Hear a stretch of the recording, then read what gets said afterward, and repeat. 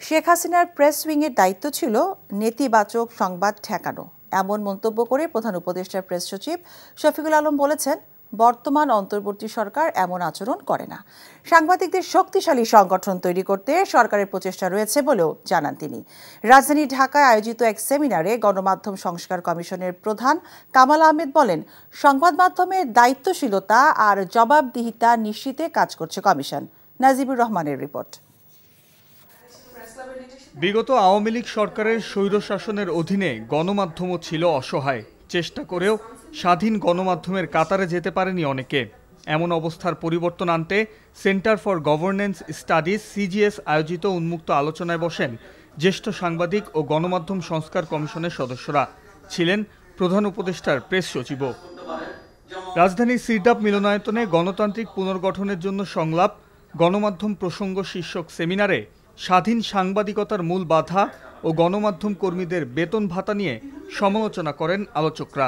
80% সাংবাদিক 10,000 টাকার কম বেতন পায়। চিন্তা করতে পারেন, এমন অনেক সাংবাদিক আছে একটা জেলা পর্যায়ে কাজ করে, তার শুধু বেতন পাই না, যার যে তাকে নিয়োগ দেয়, কার্ড দেয়, সে তাকে বলে তুমি কত আমাকে দিবা প্রতি মাসে। সেলফ সেন্সরশিপে আমরা একদম কাবু হয়ে পড়েছি। এখান থেকে আমরা বেরোতে পারছি না, এবং বেরোতে না পারলে আজকের দিনে এটা কঠিন হবে আমাদের এই যাত্রা। সাংবাদিকদের শক্তিশালী সংগঠন তৈরি করতে সরকারের প্রচেষ্টার কথা জানিয়ে প্রধান উপদেষ্টার প্রেস সচিব শফিকুল আলম বলেন, গণমাধ্যমে শৃঙ্খলা আনতে প্রয়োজন সাংবাদিকদের ন্যূনতম বেতন কাঠামো এবং সংবাদ মাধ্যমের অবাধ স্বাধীনতা। প্রত্যেকটা সাংবাদিক এটা নিয়ে জোর দেওয়া উচিত যে যে আসবে সংবাদ করতে এত টাকার নিচে বেতন দিতে পারবে না, সরি, তাহলে পত্রিকা চালাবেন না, ওয়েবসাইট চালাবেন না, ঘরে বসে থাকে। আমরা নতুন ইউনিয়ন চাই, নতুন দেশ, নতুন বাংলাদেশে নতুন ইউনিয়ন, যারা সাংবাদিকের প্রত্যেকটা রাইটের জন্য তারা আওয়াজ তুলবে।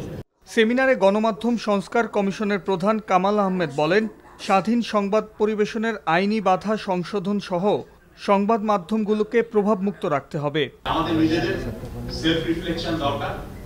আমাদের গত 15 বছরের কন্টেন্ট অ্যানালিসিস করতে হবে, সেটা করা দরকার। আরেকটা বলি, বিভিন্ন সংস্থার হস্তক্ষেপ, এই হস্তক্ষেপ বন্ধ করার সাহস আমাদেরকেই অর্জন করতে হবে। গণমাধ্যম কিভাবে সংস্কার করা হবে তা জানতে বিশিষ্টজন ও সাধারণ মানুষের মতামত নিতে আগামী 1 থেকে 7 জানুয়ারি মাঠ পর্যায়ে জরিপ চালাবে গণমাধ্যম সংস্কার commission. Najibur Rahman, NTV news, Dhaka. চাকরি পেয়ে গেছি। চাকরি? আপনার কোনো কমন সেন্স নেই? আপনি একটা মানুষের বাসায় ঢুকে পড়ছেন কিভাবে? বাসায় প্রবেশের কি নিষেধ আছে নাকি? এই অসময়ে ছাদে আসার কারণ কি? নতুন করে কারো প্রেমে পড়লেন নাকি? আমি আকাশ দেখছিলাম, আকাশ দেখতে দেখতে হারিয়ে গেলাম, হঠাৎ করে আপনি আসলেন।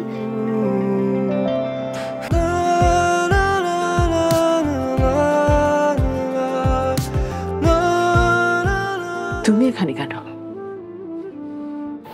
আমার অনুমতি নিয়ে এখানে আসা উচিত ছিল তোমার। মা, এই ছবিটা কার?